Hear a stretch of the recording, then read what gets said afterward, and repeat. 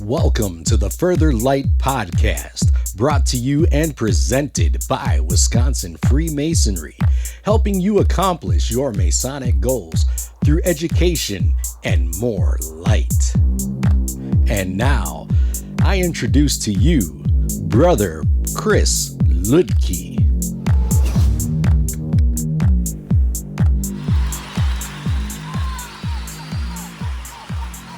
This is Brother Chris Ludke, and today I want to explore grammar. Go back with me for a moment to your early grade school experience. You sit in a classroom and listen to the teacher drone on about the use of a comma. This may seem trivial and have little use in second grade, but knowing the difference between "let's eat, Grandpa" and "let's eat, Grandpa" seems rather important on reflection. So, what gets us from the word salad writing of our youth to your current eloquent speech? Well, it's grammar, the base on which language is built and the first of the 7 liberal arts. My goal today is to introduce you to grammar. What is it? Why is it important? How was it used in classical traditions that birthed the 7 liberal arts? So what is grammar? Well, according to William Preston, grammar teaches the proper arrangement of words according to the idiom or dialect of any particular people and enables us to speak or write a language with accuracy, agreeable to reason and correct usage. This art encompasses studying written works and the forms of writing. This often happened through memorization and reading of classical texts. Learning and diagramming the parts of speech became common, and other language-related knowledge like spelling and vocabulary have grown out of grammar studies. Sometimes there is a misconception that a language has grammar only when the language is written. Spoken languages, or the oral versions of them, are, in this case, free of grammar, but this is, of course, far from true. The grammatical structures are there, and we learn them during the process that is called language acquisition. We don't just know. We are not aware of the underlying grammatical rules and structures that make our speech intelligible by other speakers of the language. In this regard, grammar, to attempt to simplify a definition, is the body of the rules, the totality of the linguistic conventions that make a tongue universally understandable for each member of the community. These are agreed upon rules that society has put into place so we better understand each other.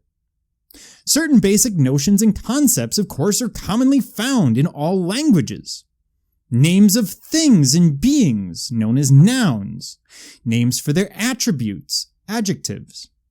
Words denoting actions, verbs, and the capacity to combine those in a specific order to convey an idea, i.e., a sentence. And the scientific discipline describing and organizing the rules pertaining to these concepts is grammar. Now let's look at a brief history of grammar. I know you've never heard such an exciting introduction as "let's talk about the history of grammar." Just bear with me here. As early as the 5th century BC, grammar was developed in Sanskrit, but what has become known as traditional grammar was originally conceived by the Greeks. Once again, the Greeks become a very important part of the 7 liberal arts. They were also among the first to establish an alphabetic writing system.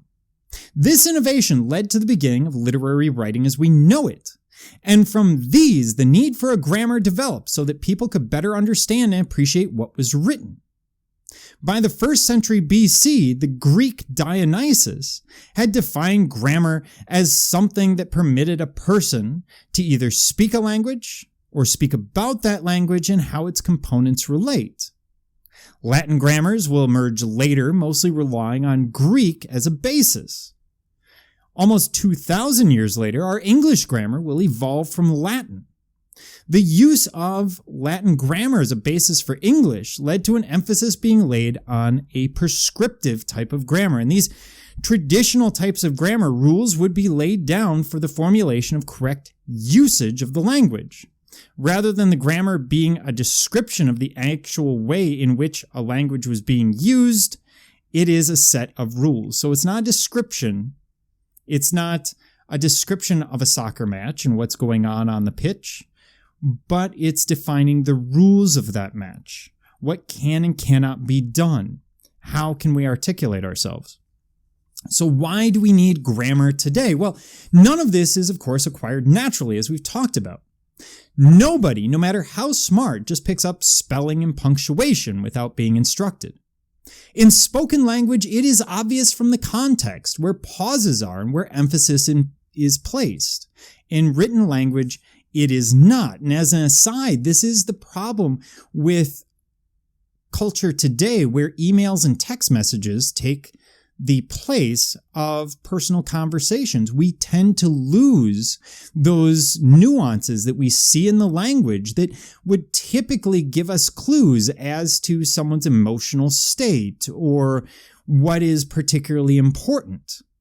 And this is the problem. As soon as you move into written language, in modern day email, text, etc., you need a set of rules that allow you to convey those same pauses, those same accents. Grammar at heart is the difference between knowing your, and your. Because writing is so much harder to understand than speech, we all need a certain amount of teaching in order to be able to do it. But does this mean that we need to be taught what a fronted adverbial or coordinated conjunction is? Well, probably not. But we do need some basics. With practice, you acquire a feel for where a comma or full stop should go. So why do we need to learn the meta-language of grammar? Well, grammar organizes written word into clear and intelligible text. It allows us to communicate fine nuance in speech, and as a result allows us to organize our thoughts, turning a mass of ideas into a cohesive message. The bare minimum is probably fairly basic, but probably looks like the following. First, we need to understand how words work. So what are the parts of speech? What is subject-verb agreement and what is tense? Then we need to understand how to write a clear sentence. What are the elements of clauses and sentences? What are types of sentences? And how do we use those pesky things known as commas?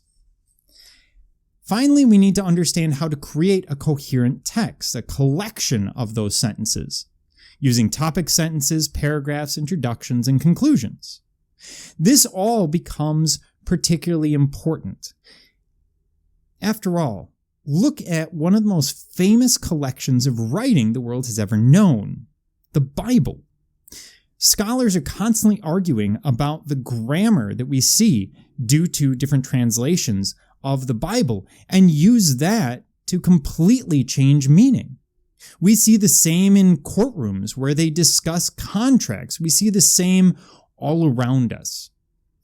Grammar allows us to organize our thoughts in written word.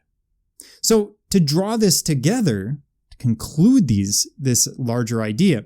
The art of grammar then is not just a stage of life between the ages of 5 and 10. It is not learning the facts of all subjects by rote memory. The art of grammar is equipping you to read and comprehend a well-written text, making it part of your memory. Of course, I do not deny the importance of careful instruction in syntax, vocabulary, or the other aspects of classical and medieval grammar, but these are taught using great written works. Grammar exists to organize our thoughts, to create separations and clauses, to ensure clarity of word. Without the training to handle words with precision and accuracy, we will fail to express our own thoughts or communicate them to others. Grammar creates the base on which we can build the next liberal art, which is rhetoric, or the ability to deliver the message organized by grammar. Are you interested in learning more about Freemasonry in Wisconsin?